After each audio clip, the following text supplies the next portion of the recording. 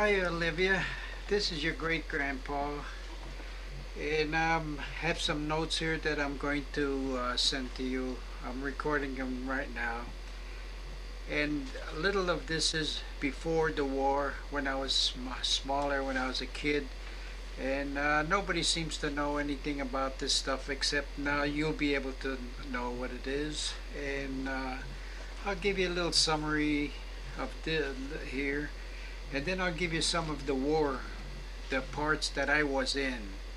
Now, I couldn't see the whole outside of what they say outside of the box, except where I was. So I remember a few little things on here, and what I do remember, I'll let you know. And then later on, if I remember other things, I'll just continue on and make another tape for you. But I'm going to be reading this because I don't want to keep going off the tracks, after and start repeating myself and stuff like that. So anyhow, I'll start with when I was born around the coal mines, and in hard times, you had sort of two strikes against you. People out of work and no food in the house. Now, living in the coal company shacks, no electricity, no running water, and of course, the outhouse. That was the only thing they had. Now, coal oil was the only for one lamp in the house, and you had to haul water right from the street. They had one spigot there, one pipe for the whole town there, and you had to wait in line to get water. Now, in the winter time, that thing froze up, and you had a time you had to go out and uh, boil some snow or something to get water.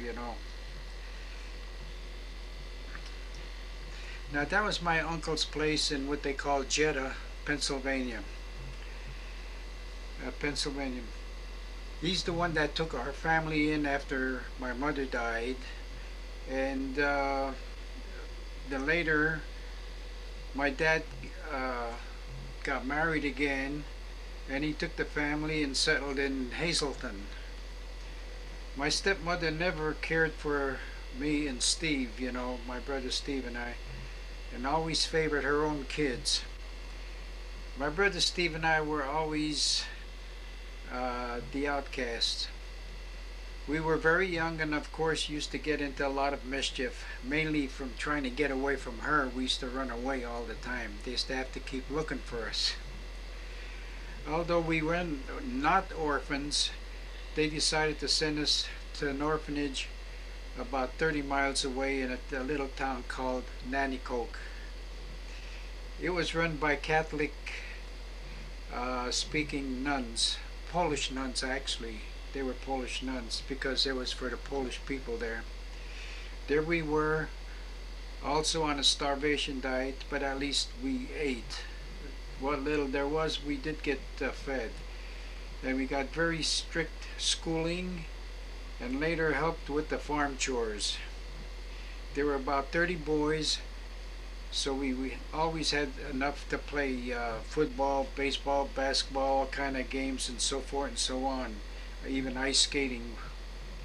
Uh, we also had a professor who used to come over about once a week teaching us how to play different type of instruments. I was able to play the sax and the clarinet. And after a while, we got so good. We were very good. We had that orchestra. We used to go throughout the parish when they had different events like that, different church events. We used to go and play with them, for them rather, and it was pretty good. They took a picture of me one time sitting on a chair with my clarinet, and my feet didn't even reach halfway down the chair. That's how small I was with that clarinet in my hand. And about 20 years later, when I came back to visit, they still had that picture up on a wall. One little picture like that with me sitting on there with that clarinet and my feet barely halfway down a chair. That was really funny.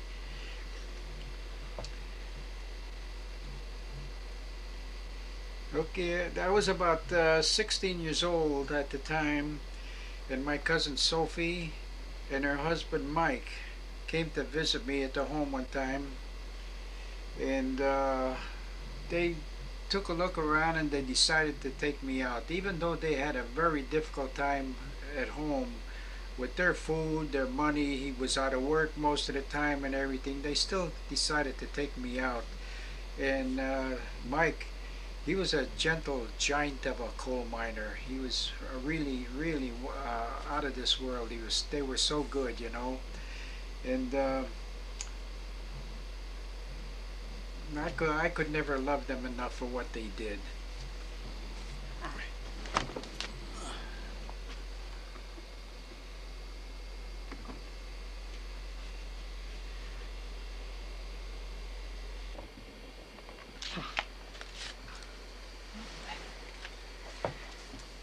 Mike and Sophie took their home to a town called Stockton. It was between my uncle's place in Freeland and my father's place in Hazleton. A real coal town. There were about 200 people living there and about 400 dogs. And about 400, yeah, there was about 400 dogs. The mines gave out and they did what they called strip mining. Large machines that had coal shovels that could hold a couple of buses in it at one time. They would start at the ground level and keep digging down at an angle, straight down, and going down. One of the strips was along our shack where we lived in Stockton with my cousin. Did you ever see the cartoon of Little Abner, where on a mountainside they have these cabins and they're shored up with logs and everything? Well, that was it. Half our house was over the strip and it was empty underneath, so they had to get logs and poles and everything to shore it up over there, you know. And it was kind of scary, you know. From the side window you could see almost about a quarter of a mile down.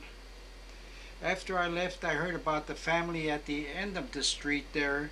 After a heavy rain, their house went down. All the dirt and coal and rocks and everything slid down on top of them. They didn't even bother digging them out. They couldn't. It would have taken about a year to dig them out. So they just had service over the house there. And it was really scary. Now, staying with my cousin became very difficult also. There are times with work and money and food was a strain. I tried to get work, tried to get into the CCC camps at the time, which was taking care of the grounds, the area, the woods and stuff like that. You know, they had that going. And but you had to know somebody, and it was sort of a political thing also, you know, just special people could get into that, and I wasn't special, so I couldn't get in at all. After all that, you know, we figured it would be better if I could go to New York City to live with my sister Ann in the Bronx and try to get work there. My cousin paid the train fare, and I joined my sister and brother-in-law Andy. His name was Andy. They also were having a difficult time and lived in the South Bronx. That was the area at that time that they called Fort Apache. It was a tough neighborhood. I mean, really tough, and it was scattered. A lot of empty factories there and everything else. It was run down, and also run down tenements, which much later were destroyed, and public housing was replaced it. Let's see, yeah, public. So there were also difficult times here also. So my older brother Joe, who escaped all of this and was adopted by some distant relatives who had a large dairy farm up in Owego, New York. It was up in the Newark Valley, up in the mountains there. He married a farm girl and decided to see about getting me a job, you know, on one of the farms, which he did. It was an old Polish couple. whose son deserted them and enlisted in the army. I stayed there for a while and really did help them. I milked about 18 cows in the morning and about 18 cows at night, and of course no electricity or running water, etc., and the outhouse. All it was work all day, early and late, 7 days a week. I had no company or visitors and became very depressed up there. And I was young. So I told my brother I want out. He says okay and took me into his home with the family. Now the parents were elderly. They had two grown girls working in the city, one girl at home helping out, and a young boy going to grade school. My brother's child was a baby girl. I also helped with all of the farm chores, and in the winter the logging. I used to love that. We used to get on the horses and pull those logs out of the we would cut down large trees for winter fuel, and a combine used to come around to each farm and cut the lumber. They also did all the reaping. In those days they had those large machines. They used to come and do all your reaping. They got paid by the percentage of what they did. My brother Joe and I used to go hunting quite a lot. On one of the trips into the mountains, the car slid off the road and we both went down the side of the hill about 50 feet straight down. I mean, we went down. The sheriff wanted to know why we both weren't killed. The cars in those days were built pretty steady. They were very, very sturdy. And there was no problem. Today you can push your finger into one of those cars and it'll bend, but in those days they didn't. They were like rocks. On one of our hunting trips, early in the morning, we got up on line. My brother had a shotgun and I used a .22 long rifle to give the game a chance. It was a single shot. We both had hunting dogs with us. We kept about 100 feet between us. All of a sudden a squirrel darted from one tree and he was running to another tree. So I shot him. He goes up in the air about 10 feet, comes down, and he's laying still. So I says to the dog, fetch. The dog ran over to get the squirrel. Now the squirrel was not dead. He hooked one of his claws into the dog's nose, and that dog was yelling. I mean, you could hear him for 5 miles. So I saw what happened, so I got me a big heavy club, a heavy branch that was there, and I swung it at the squirrel, and I missed the squirrel and I hit the dog in the head. Now you could have heard some screaming then. I mean, 10 miles. So my brother came running down. He says, what's going on over here? So I just pointed at the squirrel there, you know, and I didn't tell him I hit the dog because he would have hit me. But I tell you, it was really something. Well, the dog didn't come near me for about the next 2 weeks. He stayed away from me. And the farmhouse was huge that we were in. It had one large room with everything against the wall. The 4 walls had everything around them, all the furniture, the sink, etc. In the center, they had a huge stove, potbelly stove in the center. Every night I had a kerosene lamp, and looking at old catalogs and stuff like that, I'd be watching the dog through the corner of my eye because I could see him sneaking around, you know. So anyway, one night he was over in that corner, next night he was halfway over in that corner and so forth, and I'm watching him, he's down in that corner over there. And I'm pretending I'm reading the catalog, but I'm watching him through my eye. So the one night he comes over, he was close to me and he crawls around to me and he gets near my feet. And you know, that dog pissed right on my foot. And I pretend like nothing's happening and I still ignoring him, you know. And all of a sudden he jumps up in my lap and I think he forgave me for that whack in the head that I gave him. He was funny. Yeah, right on my foot. And I guess he was testing me out to see if I was going to whack him again. That was funny. Well, anyway, having enough of the farm life, and getting nowhere, I decided to go back to my sister Ann in the Bronx and try again. This time I got some work downtown Manhattan, New York, part-time, working in a restaurant because that's where the food was, The food, you couldn't afford to pay for food, so you worked there and you got food. Later I quit and got a job repairing electric motors. I liked that too. I also had a social life with a group of about 15 boys and girls my age. We used to go to the beaches, picnics, movies, and stuff like that together. And at that time, I also bought an accordion from Wurlitzer in Times Square at the time. That there was a big store, and I got lessons from them. When I visited my sister Estelle in Greenpoint, Brooklyn, the girls used to hang out the window asking me to play what to play, And it used to drive my brother Steve crazy.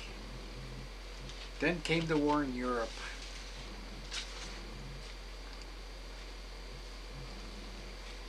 In our country began the draft. Being of age to be drafted, I inquired about my status. I was told the service would put me any place they wanted to, but if I enlisted, I could name the place I wanted to go.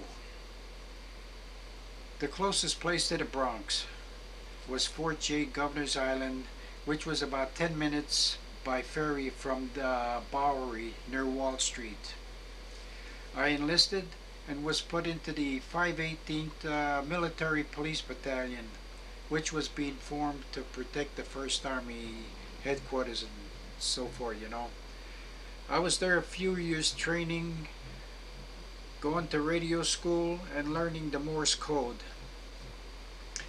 I became a high-speed wireless operator and made private first class.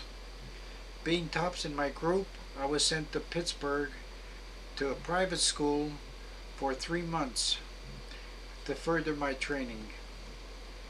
I almost doubled high speed and got corporal stripes. Came back to our battalion and we went up to Peekskill, New York on maneuvers, then the firing range. Out of about 800 soldiers at that maneuvers, I was the only one that made expert with the rifle. And I got an expert medal for it too. My sergeant was proud and wanted to know where I learned to shoot like that. Well, I told him when I enlisted, I got all my instructions and stuff like that from the sergeant, from the Army. He says, "Cut the baloney," he says. So I told him about my hunting with my brother, and then later on I became a sergeant, and I had sergeant duties, one of which was sergeant of the guard.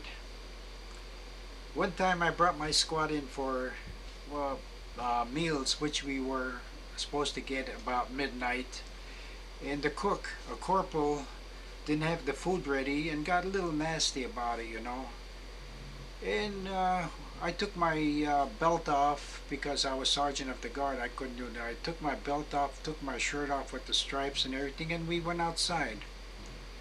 I gave him a black eye and a few other things. He was never late again.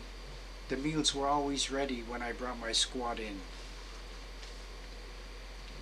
Finally, went on maneuvers at Fort Bragg, North Carolina.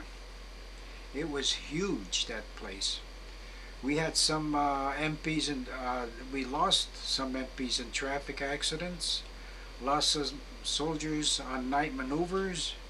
Then one day we got called to regroup, and we heard the announcement that the Japs bombed Pearl Harbor.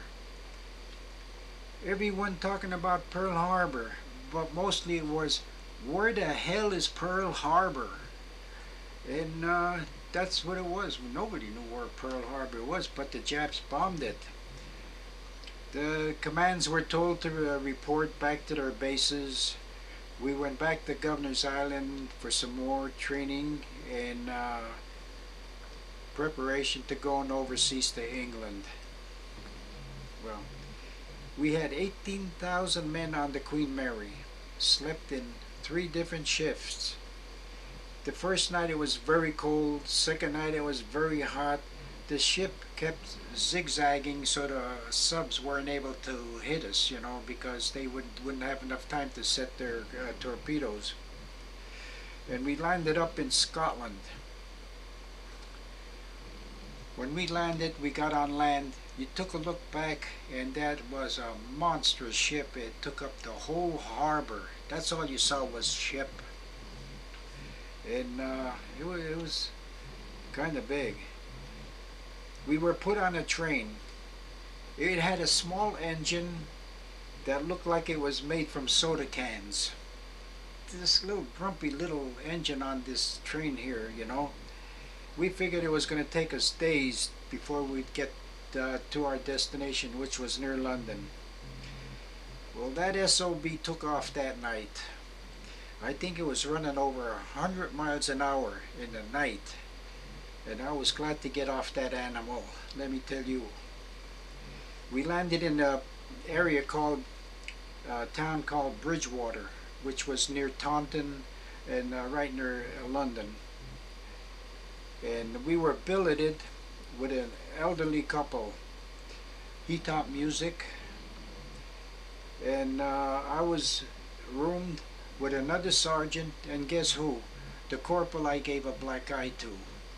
We were 3 of us were billeted in that one place, in that one room there. Well,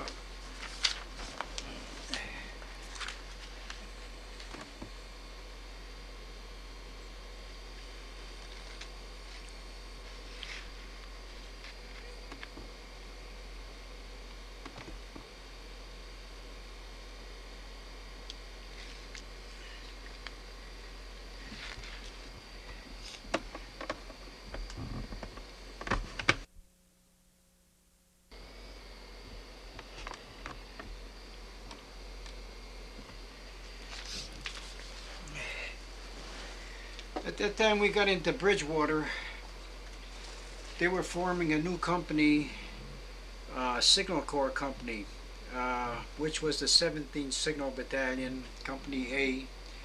And I was transferred into that company because of my knowledge of Morse code, etc. And they were building a new outfit that would be 1st Army Headquarters Signal.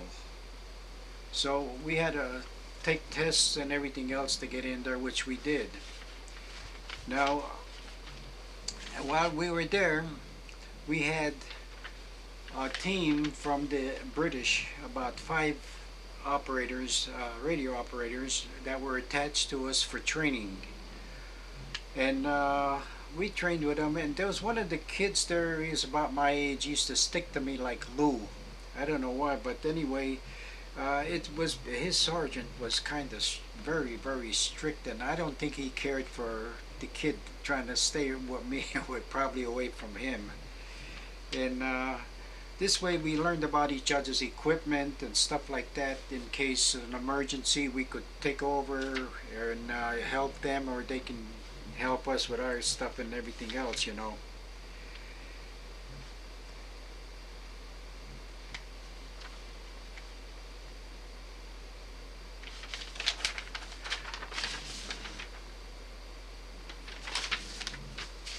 So finally we got a pass to go to London. A group of us, they put us in a truck, we went over to London. And that night the Germans had the nerve to bomb the area we were in. You should hear the shrapnel going all over the place, hitting into the walls and everything else, people ducking behind everything. And being that we were there, so we walked out into the street to take a look at the bombers up there, and they're bombing us, and the shooting with these flak guns up at the planes and everything else. And the people over there on the side, look at those crazy Americans, you know. We figured we were always already there, so let's see what's going on. So finally, that came, the time in England came to an end also, all our training and everything else. Finally, the English chapter came to an end. All military units began to assemble near a seaport. You never saw so much equipment and soldiers in one place. Areas were assigned to each unit, and according to how they would get off the ships and embark at the beaches. I had a so-called duck, one of those trucks that went on land and sea, you know, on a amphibious truck, and I had my transmitter on there. It was equipped with all kind of gear. I had 3 operators. I had a driver, a mechanic, etc., and stuff like that. And we were put in last, which meant first off. And yeah, I was in charge of that unit. We left during the night and got near the beaches. Mine was Omaha Beach. It was amazing. Daylight came and all you could see throughout no matter where you looked, all you saw were ships all over the place. They were in designated areas and stuff like that, you know. Ships that all over the ocean, as far as you can see. The water was very rough. Battleships were pounding the shores. The docks that they put up for temporary landing, you know, for the troops to get off and everything else that were erected, were swept apart by the waves. The big door on my boat opened up, and guess who went out? And my vehicle was put into the water. The pump failed, and we had to start bailing water with a few tin cans that we had there. That was funny. But it wasn't funny at the time, really. Finally reached the shore, and my vehicle became 1st Army Headquarters as soon as it touched land. I was in charge of that vehicle. We went up a little hill that was cleared for us, got on the other side, and found a spot for the truck. I had a whole bunch of call letters that represented different units. My job was to get them all into my network. I got about 90% of them, which included army, regiment, battalions, large units, the battleships out there pounding and everything else, the shore.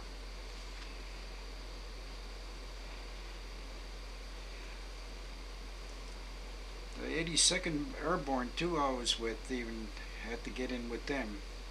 And a lot of smaller outfits too. Then it started. The Germans started to snipe at my truck. We had jumped out of the vehicle into nearby ditches. The radio was still on, and we could hear the incoming messages in code. The only problem was we had no paper, no pencil. There were about 5 messages. Each message would consist of a group of about 5 mixed letters, and would consist of 5, 10, 30 groups each, and every one of us would try to get up there to get a pencil again, then start sniping. They started shooting again. Finally, after a while, they left.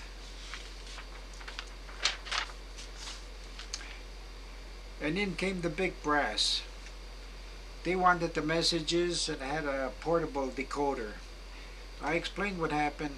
Well, Sergeant, they says, what do you remember?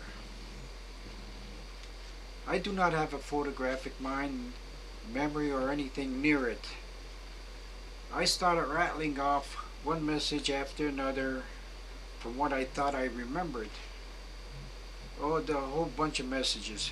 They looked at me like I had 2 heads. Maybe I did, I don't know. After they decoded, there was not one error in any of the messages. And one of the messages was from the ship uh, to the general not to come on shore because they were sniping. He came anyway. Today, if I had to remember three groups to save this planet, I don't think I could. I imagine that it must have been the stress or something at that time. Who knows?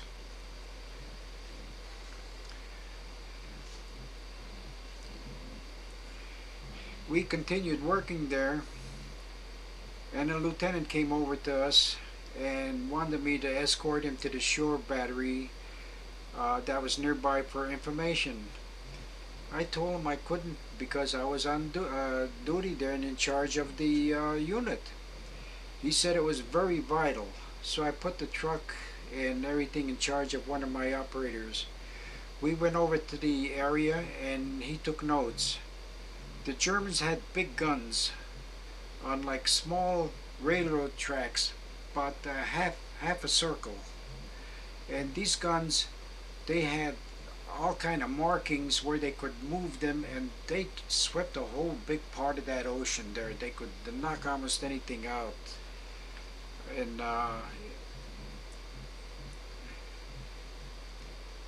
the lieutenant, after a while, he took all his notes. He says, "Thanks, Sarge," and he took off. I started going back to my outfit, and I was taking a different route. I thought it was a shortcut anyway.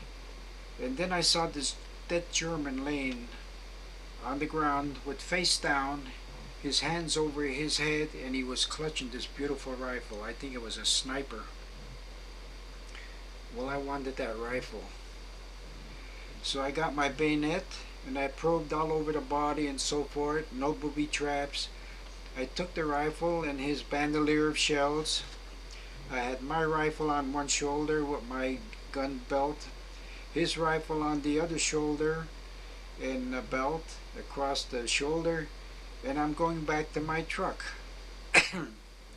A big surprise. My truck was gone. I in the middle of a war, bullets flying all around the place. I am all alone and don't know where I am. So what I was doing, I saw some wagon tracks there, that was leading away from the field in the direction that we were going. So I started to follow those tracks. And I'm in the middle of a field, open field, and nobody's firing at me. And I'm wondering what the heck is going on. So anyway, I continued on, and I realized that my colonel was a gung-ho guy too himself. Forward, forward. He was one of those guys. So anyway, I continued on. Then after a short while, I heard a generator running, and by the sound of that generator, I knew it was mine. So I knew I was going to find my outfit. So what had happened is that on the way in, the company came in with all the other vehicles and stuff and picked up my vehicle with it and continued on. And I didn't know that. So anyway, when I caught up with them, I caught up with my truck there, and I asked if I was missed. They said nobody asked any questions, so they didn't say anything. And so I just blended in, and I guess I got lucky that time. And where we landed was in what they call the apple orchards. Now, you say apple orchards.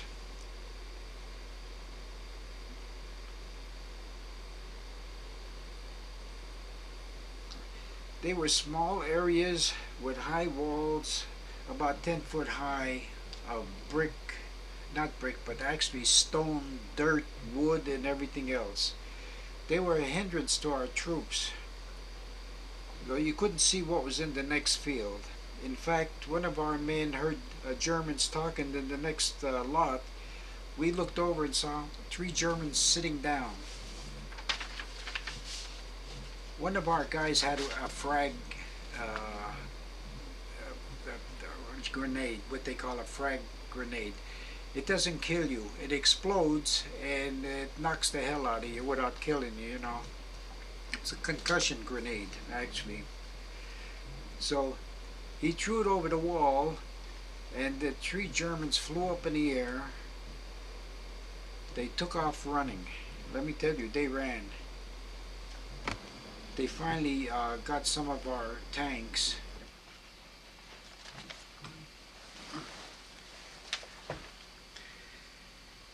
Okay.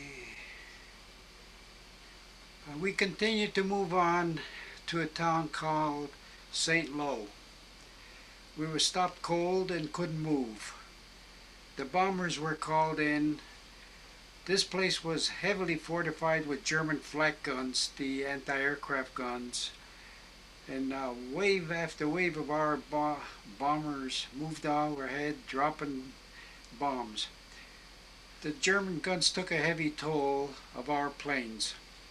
We stood there watching as plane after plane would spiral down, just keep going down, one after the other, our bombers, after they were being hit. I just stood there watching, and I was crying. I just couldn't help it to see so many of our planes going down, those big fortresses, you know. All of the German guns were knocked out, and that town was just plain rubble. We stayed around St. Lo a short while to consolidate, set up more communications. Then we had to move on. We had a very good signal battalion and kept communications very smoothly. Now, St. Lo was not just a pushover. It was the 9th Army, the 5th Corps, the 1st Army, and a lot of other small units slugging it out with the Germans. We were losing men and equipment at a pretty heavy rate. Many times not knowing if the area was safe and secured. A lot of our ranking officers also were killed, and units losing most of their men. The Germans were really dug in and made a stand from all directions. They also lost a lot of heavy equipment and men. There was a breakthrough the Allies needed. It opened up the front. Then came the sweep up to Cherbourg to take control of the seaports up there. We were sleeping on the ground, and when our big guns went off, we were lying on one side and roll over the other side on each bang. Go bang on the side, bang on that side, and it kept up all night long. This was only a slight glossary of actions I was in, not knowing what was going on the big picture outside.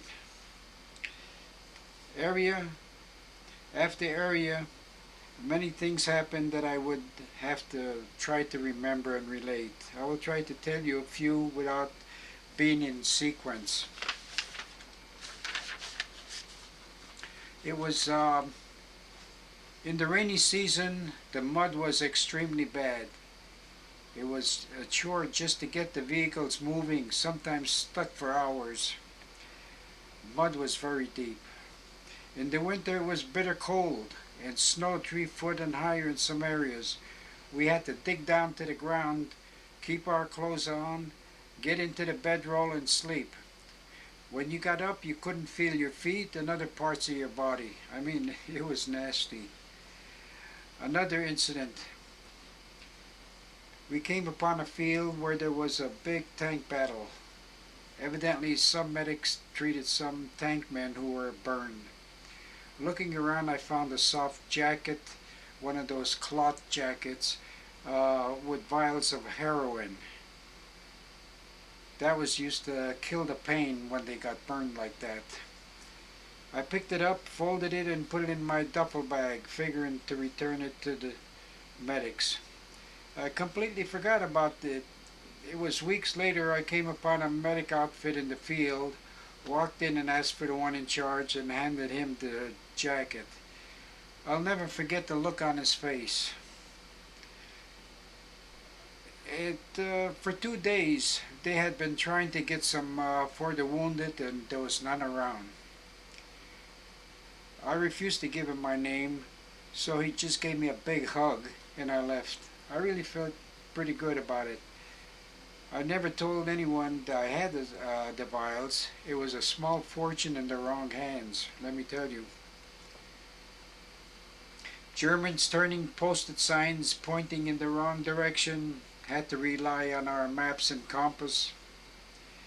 A bridge called Remagen was supposed to be blown up as the Allies came close. The officer in charge did not completely destroy it. When our side found that out, they pushed every unit in the vicinity over the bridge to get as many troops and equipment over before it collapsed.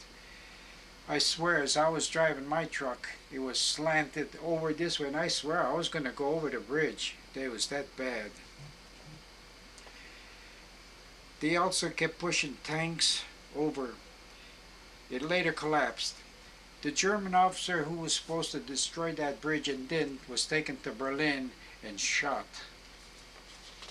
I guess that was his problem.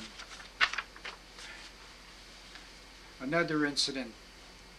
I had to go on special call to 9th Army to check up on some communication unit. I was stationed in some woods at the time. I packed all of my equipment into my Jeep, rode about 30 miles, and got to the area around dusk. Shrapnel flying all over the place, and then signals going off with the wooden noisemakers that they use at New Year's down at Times Square.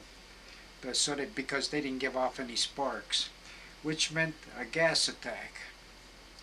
I dove into what looked like a shallow grave. There were 2 other GIs there before me, and I landed right on top of them. I forgot to bring my gas mask. Lucky for me, it was a false alarm. I drove back to my last area, and my gas mask was still on the ground up against the tree where I left it. It never happened again. I cleared up the radio problem there. Another incident. This was before Christmas. I was given a special task of taking some new equipment up down to the front lines, down around a place called Bastogne. It was the first wireless facsimile. During the test, my transmitter broke down. Coming into the area, I noticed a lot of our tanks were moving around. I stopped one of them and asked the officer if he had a spare tuning condenser because their transmitter was the same as ours, at 499. He gave me a spare. I got the transmitter working, and he wanted to know what I had been testing. I told him it was a secret test and I couldn't tell him anything. Well, he says, well, you better get your ass out of here because we're going to have a problem here soon. I got in touch with the headquarters and told them they told me to get back up. I asked the tanker for a few hand grenades. At the time, I was gung-ho at the time myself, you know. And I would have blown up the vehicle and myself. I took my work pretty seriously. I was young at the time too. Going up the front lines, I came across a field full of brand new trucks, troops, clean shaven and clean clothes. I stopped in amazement there and looked around. I says, where the hell did you guys come from? They told me they just came in from the States and were put up on the front line. I said to myself, oh my God. They later got whacked, and that's where the Battle of the Bulge began, right at that area there. I came back to headquarters and got a big surprise. There was a big package waiting for me from my then fiancée, which her name was May Scatino, or Domenica Scatino, your future grandma. All kinds of Italian sausages, candy, film for my camera, cartons of Camel cigarettes. The cigs were worth more than gold over here. She must have used up all of the family ration coupons for a few months. Must have taken everybody's and used them up to get that stuff for me. Talking about cigarettes, I went on a special run with another sergeant to the southern part of France. On the way back, about noon, we came upon an English troop having lunch or dinner, whatever it was, at noon. I had about 20 packs of my Camel cigarettes in my knitted cap, which you use before you put on your helmet.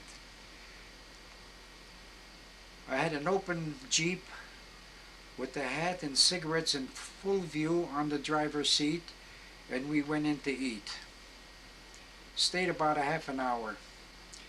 When we came out of the mess, there was a big burly English sergeant was standing guard over my Jeep. He told me what I had on the seat of my Jeep has men drooling. What they smoked were they called players. That was the name of their cigarettes. I think it was just plain straw, and it smelled like it too, when they smoked it. I thanked the sergeant, gave him a pack, saw one of the soldiers looking at me, and I threw him a pack, and I gave two more to the others to share, to split it all between them.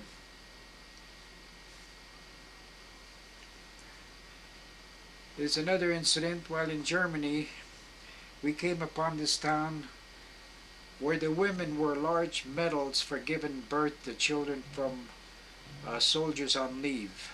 They called this town the German Baby Factory. In the center of the town was the bank, and all the town money and valuables. We were going to blow up the bank and loot it. One of our men went and got some C2. This was a putty dynamite that you just spread around the cracks of the door, which we did. It was a putty type of dynamite. We put it all around the doors. The 518th MP Battalion, which I was in before I became a wireless operator, heard about it and came over to me and warned me.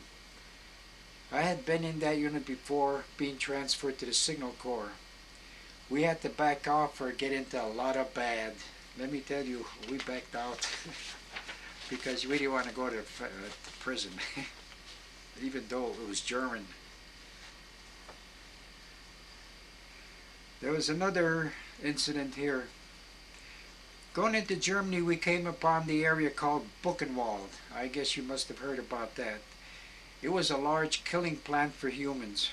We came in while bodies were still in the ovens. In the back were large wagons with dead, naked bodies. I took pictures which were later destroyed by my wife. The whole town was ordered to go up there to view what was going on. It was really horrible, that place where they hung them ashes, and it was really terrible. In another area during the day, a few German planes suddenly swooped down on us, strafing us with machine guns. I had a machine gun mounted on my vehicle. So I started firing back and got a spot of hot oil in one of my eyes. I had to have a black patch on my eye for a few days. They told me to put in for a Purple Heart. That and a few scratches I got when a bus bomb exploded near our post. I told them, forget it. I says, the Germans didn't do the job. It was my machine gun that did it. I says, forget it. I have a picture of me putting the cover back on my machine gun. I have it around here somewhere. There were weeks when we were on the move, having cold meals with only K and C rations. They are small boxes of crackers, cheese, a small container of some kind of paste, and something that was supposed to be coffee. I mean, it was not coffee, let me tell you. Then one day we came upon a field and were surprised. The big brass had gotten some cooks from the Navy. We really had a hot meal, fresh baked bread which tasted like cake, a good hot shower. It was a good day that time. I mean, after all weeks of that other stuff. One day while in Belgium, We were out in the boondocks and came upon this small house.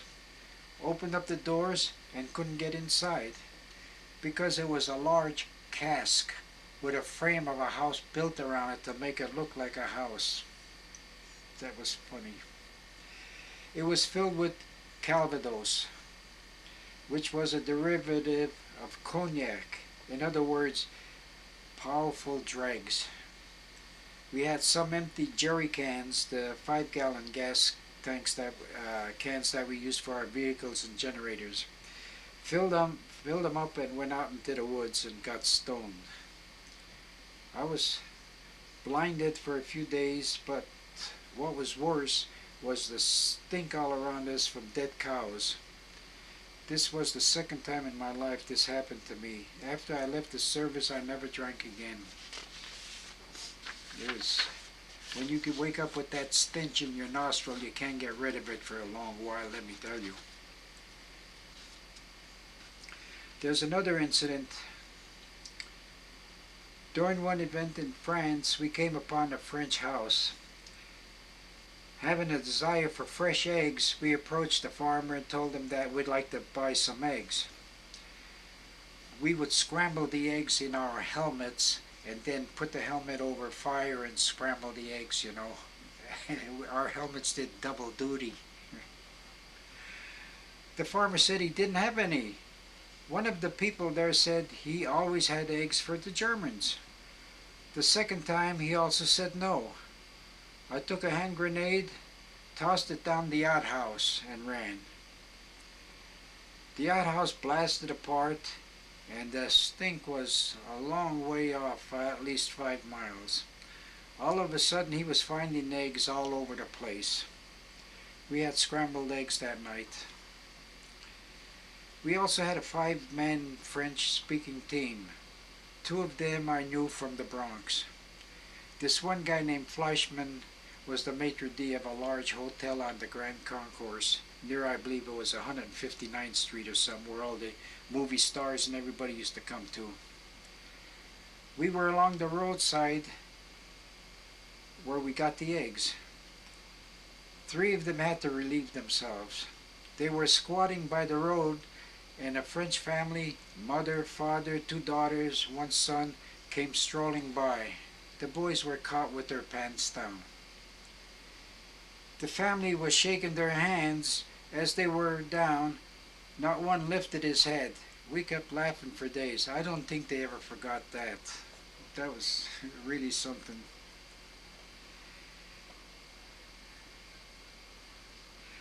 During one operation, we had the English operator working with their own army. One of the radios was not responding. I was in charge and had a phone at my desk that I could call up anywhere. I called up the unit in England, told the operator to get the one in charge.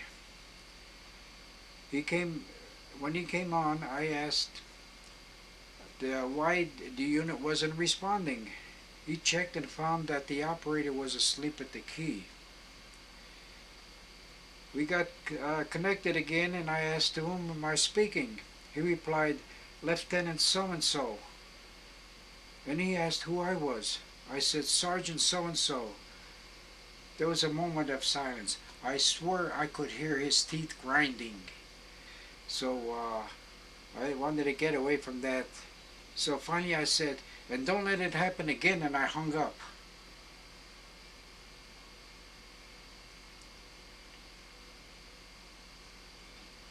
I'd like to know what he said after that. Now, during this grim and brutal war, there were times and moments of things that happened. One incident, a short while after the invasion during the day, there was a command performance. Being on duty, I could not attend. One of the soldiers had raped a French girl. He was hung in front of the troops. A hard lesson for them.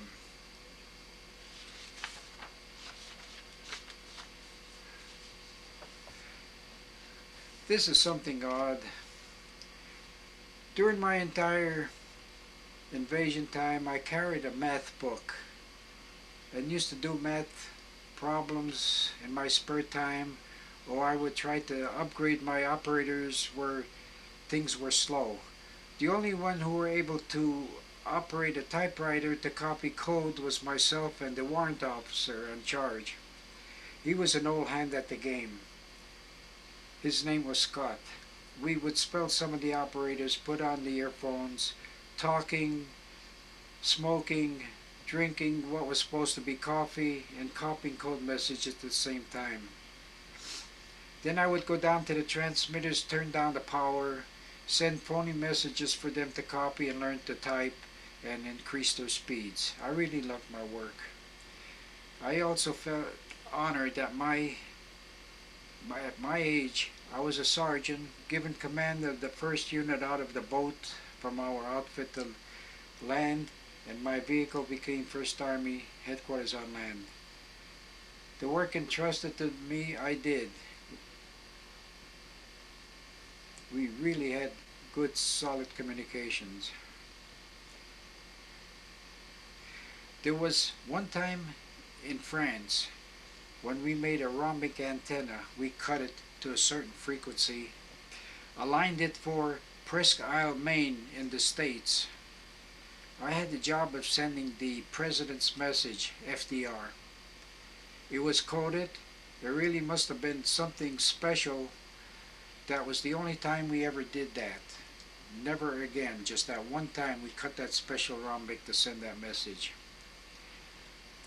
There also were 3 U-boat buntings, the large orange flags with the swastika on them, captured. They were German U-boat flags.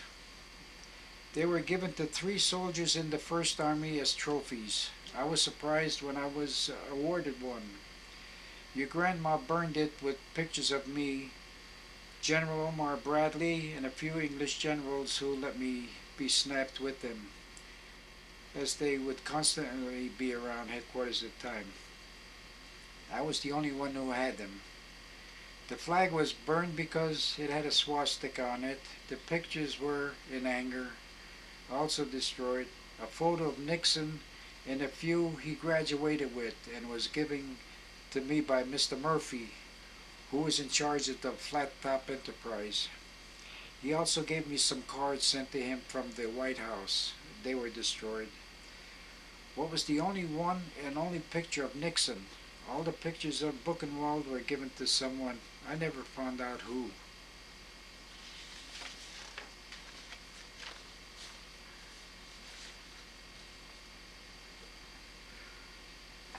This is a little funny. At times, we were in areas where they had them houses with women. All work and no play made some of the boys nasty. After my shift was over, I got the truck. All the guys jumped in, and I took them over to that house.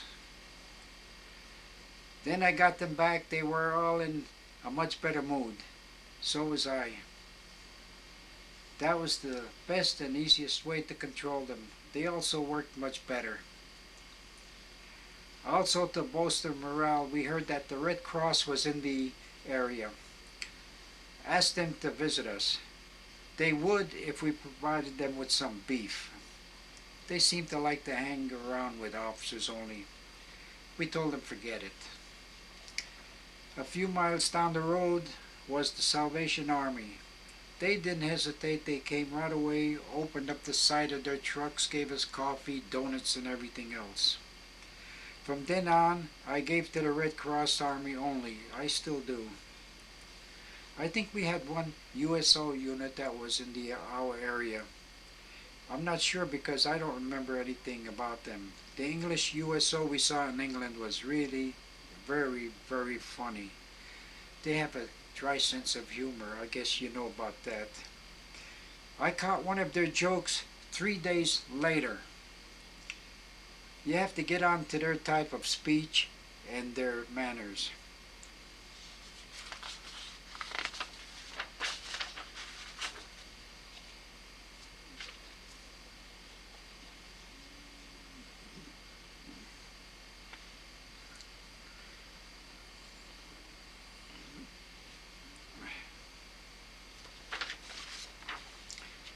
See, type of speech manners, okay. Oh, yeah. Forgot to tell you about while we were on special duty away from my outfit, which was in Liège, Belgium. The outfit stopped for a 5-minute break, and our colonel was killed by an exploding buzz bomb. The first so-called buzz bomb we saw was in Belgium. On Sunday morning, getting ready for breakfast in a chateau high on a cliff, we heard a strange noise like a bad washing machine. We went outside and saw this missile flying overhead. The engine shut off and someone was guiding it to our area. It lost altitude and hit at the bottom of the cliff. Very nasty results, let me tell you. Those things were bad. They were very bad.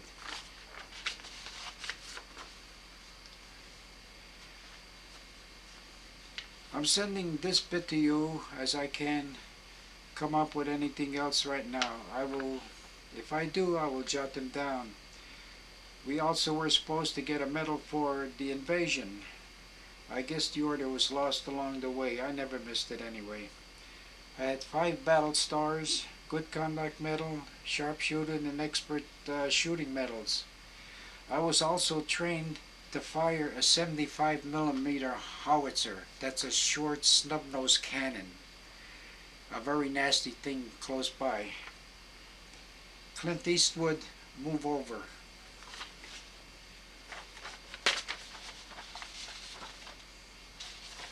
Well, I hope that you got a little bit out of this. Being just talking about it like this, glossing over it, it doesn't seem to have too much meat into it. You have to be there, really. It was nasty in every which way you can imagine, uncomfortable, very bad, and the sanitation and everything that went with it, the depredation of food and whatnot. It was really, really something, and people don't realize just what is war. And I can feel for those people over in Iraq and Pakistani now, because with those full field packs that they have and all the stuff that they carry, they have to carry on their back. Me, I was in a signal corps. I was lucky. I had a Jeep, I had a truck, I had all kind of moving vehicles because my transmitters were on them. And when we moved with our equipment.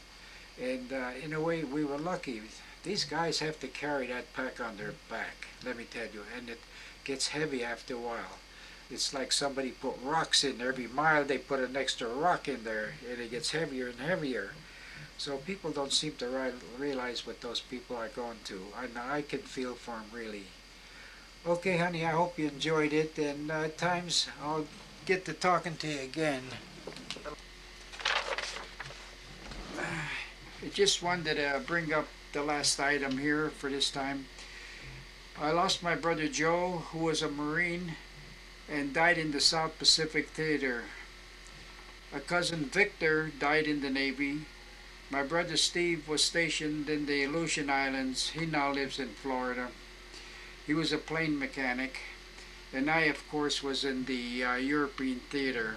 They sort of separated us because of the thing that happened there with the Collins, Kelly Collin, or whatever their names were. The 5 brothers that were on the ship, and they all died at the same time. So the service now would separate the families. So that's what happened to us. And like I says, if I think of anything else, I'll just jot it down and maybe make another tape later on, because I know there's a lot of other stuff that I could put down, but right now this will do. I hope you got something out of it, honey, and love you.